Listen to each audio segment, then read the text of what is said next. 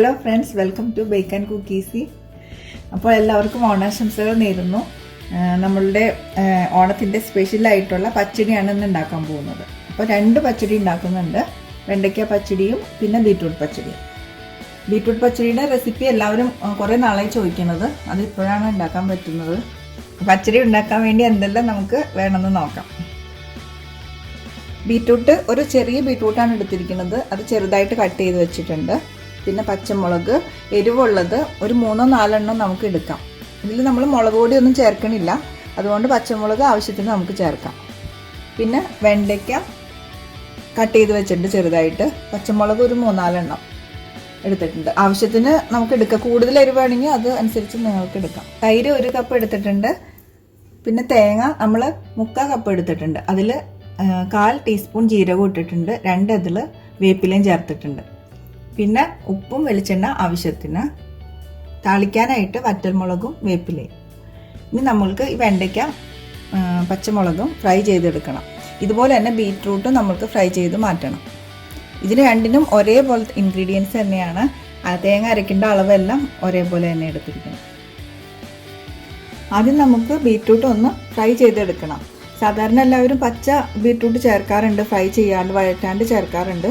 വഴറ്റി ചേർത്ത് കഴിഞ്ഞാൽ കുറച്ചും കൂടി ടേസ്റ്റ് ആയിരിക്കും, പിന്നെ അതിൻ്റെ ഒരു പച്ച ചുവയൊന്നും ഉണ്ടാവില്ല. അപ്പോൾ പാൻ വെച്ചിട്ടുണ്ട്, വെളിച്ചെണ്ണ ചൂടായി വന്നിട്ടുണ്ട്. നമുക്കിതൊന്ന് ഫ്രൈ ചെയ്തെടുക്കാം.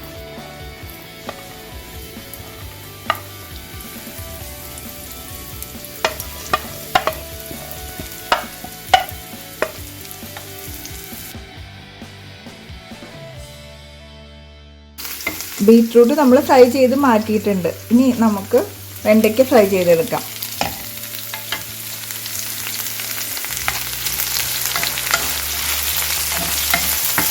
വെണ്ടയ്ക്ക നമ്മൾ ഒരു നന്നായിട്ട് തന്നെ ഫ്രൈ ചെയ്തെടുത്തിട്ടുണ്ട്.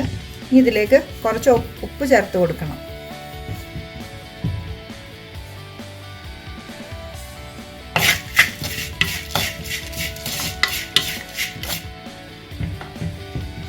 ഇനി നമ്മൾ തേങ്ങ അരച്ച് വെച്ചിട്ടുണ്ട്, ഇത് നമുക്ക് വഴറ്റിയെടുക്കണം.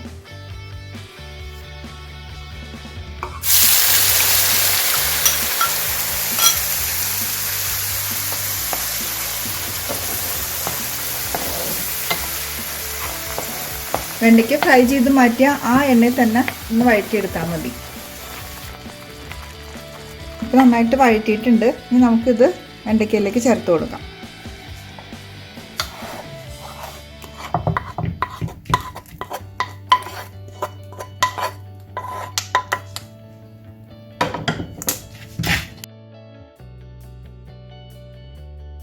ഇനി നമുക്ക് 1 കപ്പ് തൈര് ചേർക്കണം.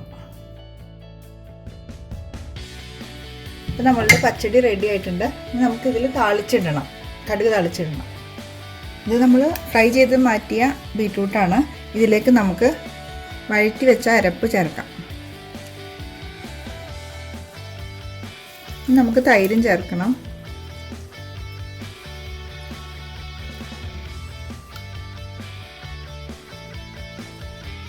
ആവശ്യത്തിന് ഉപ്പും ചേർത്ത് കൊടുക്കണം.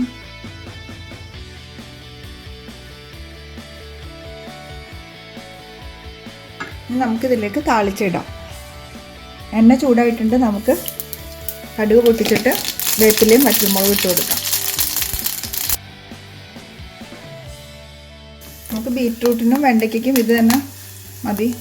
ഒരു പാനിൽ തന്നെ നമുക്ക് താളിച്ചെടുക്കാം.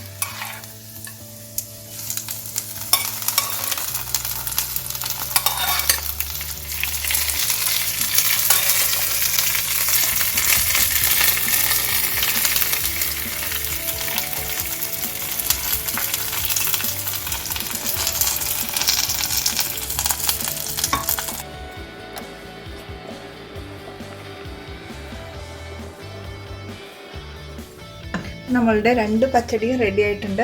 നമുക്ക് പെട്ടെന്ന് തന്നെ ഉണ്ടാക്കിയെടുക്കാൻ പറ്റിയ പച്ചടികളാണ് രണ്ടും. അടുത്തത് നമുക്ക് ഒരു മാമ്പഴ കാളൻ ഉണ്ടാക്കാം. മാമ്പഴം ഇപ്പോൾ കിട്ടാൻ ബുദ്ധിമുട്ടായതുകൊണ്ട് ഞങ്ങൾ പാകിസ്ഥാനി മാങ്ങയാണ് എടുത്തിരിക്കുന്നത്. നല്ല പഴുത്ത മധുരമുള്ള മാങ്ങയാണ്. അപ്പോൾ കാളൻ ഉണ്ടാക്കാൻ നല്ലതായിരിക്കും അത്. അപ്പോൾ നമുക്ക് അതിന് വേണ്ടിയിട്ട് എന്തെല്ലാം വേണമെന്ന് നോക്കാം. മാങ്ങ നമ്മൾ കട്ട് ചെയ്ത് വെച്ചിട്ടുണ്ട്. പിന്നെ തേങ്ങ ഒരു 1/2 കപ്പ് എടുത്തിട്ടുണ്ട്. പച്ചമുളക് കുരുമുളക്, ജീരകം, മഞ്ഞൾപ്പൊടി, വേപ്പില ഇതെല്ലാം നമുക്ക് തേങ്ങയിൽ ചേർത്ത് അരയ്ക്കാനുള്ളതാണ്. 4 പച്ചമുളക് എടുത്തിട്ടുണ്ട്. മുളക് പൊടി ആവശ്യമുണ്ടെങ്കിൽ കുറച്ച് ചേർക്കാം, അധികം ചേർക്കേണ്ട ആവശ്യമില്ല. 1/2 ടീസ്പൂൺ കുരുമുളക് എടുത്തിട്ടുണ്ട്, 1/4 ടീസ്പൂൺ ജീരകം എടുത്തിട്ടുണ്ട്. ഇതെല്ലാം നമുക്ക് അരച്ചെടുക്കണം. തേങ്ങയിൽ ചേർത്ത് നന്നായിട്ട് അരച്ചെടുക്കണം. പിന്നെ തൈര് ഒരു വലിയ കപ്പ് നിറച്ചെടുത്തിട്ടുണ്ട്. ഉലുവപ്പൊടി, കടുക്, വെളിച്ചെണ്ണ, ഉപ്പ്. താളിക്കാൻ വേണ്ടിയിട്ട് നമുക്ക് വറ്റൽമുളകും കുറച്ച് വേപ്പിലയും വേണം. പിന്നെ താളിച്ചതിന് ശേഷം നമുക്ക് ഉലുവപ്പൊടി ചേർക്കാം. ഇനി നമുക്ക് ഈ മാമ്പഴം ഒന്ന് മിക്സിയിൽ അരച്ചെടുക്കണം. നമ്മൾ പച്ചമുളകും കുരുമുളകും ജീരകവും എല്ലാം ചേർത്ത് അരച്ച് വെച്ച തേങ്ങയാണത്. ഇത് നമുക്ക് എണ്ണയിലൊന്ന് വഴറ്റിയെടുക്കണം. ചട്ടി ചൂടായിട്ട് വെളിച്ചെണ്ണയാണ് ഒഴിച്ചിരിക്കുന്നത്.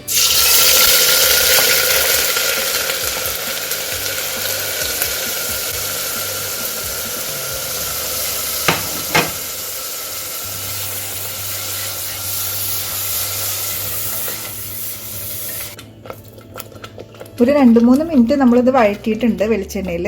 ഇനി നമുക്ക് മാമ്പഴം അരച്ച് വെച്ചിരിക്കുന്നത് ചേർത്ത് കൊടുക്കാം. നന്നായിട്ട് മിക്സ് ചെയ്ത് ഇനി ഒരു 2-3 മിനിറ്റ് കൂടി നമുക്കിതൊന്ന് വേവിച്ചെടുക്കണം. ആവശ്യത്തിന് ഉപ്പും ചേർക്കണം. ഇനി നമുക്കിതിലേക്ക് തൈര് ചേർത്ത് കൊടുക്കണം. അപ്പം നമ്മൾ ലോ ഫ്ലെയിമിൽ വെക്കണം. തൈര് ഇട്ടിട്ട് നമുക്ക് തിളയ്ക്കേണ്ട ആവശ്യമില്ല.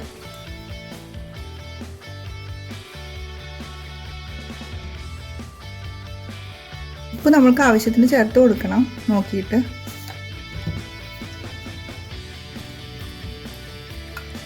അര ടീസ്പൂൺ ഉലുവപ്പൊടി ചേർക്കുന്നുണ്ട്. ഇനി ഗ്യാസ് ഓഫ് ചെയ്തിട്ട് നമുക്കിത് കടുക് തളിച്ച് ചേർക്കാം. മധുരത്തിന് വേണ്ടി നമ്മൾ 1 ടേബിൾ സ്പൂൺ ശർക്കര ചേർക്കുന്നുണ്ട്. അത് നല്ല ചൂടോടുകൂടി തന്നെ ചേർക്കണം. ഇനി നമുക്ക് കടുക് തളിച്ചിടാം.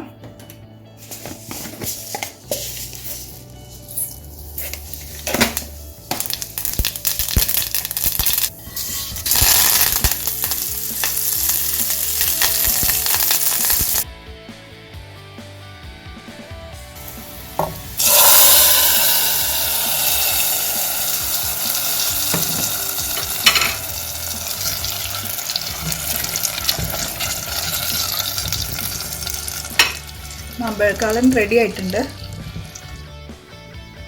അങ്ങനെ നമ്മളുടെ 3 ഓണക്കറികൾ ഇപ്പോൾ റെഡി ആയിട്ടുണ്ട്. 2 പച്ചടി പിന്നെ ഒരു കാളനും. നമ്മൾ ഇതിനു മുമ്പ് മാമ്പഴ പുളിശ്ശേരി ഉണ്ടാക്കിയിട്ടുണ്ട്. പിന്നെ പൈനാപ്പിൾ ഏത്തപ്പഴം കാളൻ ഉണ്ടാക്കിയിട്ടുണ്ട്. പാവയ്ക്ക കിച്ചടി ഉണ്ടാക്കിയിട്ടുണ്ട്. അപ്പോൾ എല്ലാവർക്കും ട്രൈ ചെയ്യണമെങ്കിൽ ഡിസ്ക്രിപ്ഷൻ ബോക്സിൽ അതിൻ്റെ ലിങ്ക് കൊടുത്തിട്ടുണ്ട്. അപ്പോൾ എല്ലാവരും ഒന്ന് ട്രൈ ചെയ്ത് നോക്കി അഭിപ്രായമൊക്കെ ഒന്ന് പറയണം. പിന്നെ ഈ വീഡിയോ നിങ്ങൾക്ക് ഇഷ്ടമായാൽ ലൈക്ക് ചെയ്യണം, ഷെയർ ചെയ്യണം, സബ്സ്ക്രൈബ് ചെയ്യണം. എല്ലാവരും ഇത് വീട്ടിലുണ്ടാക്കി നോക്കണം.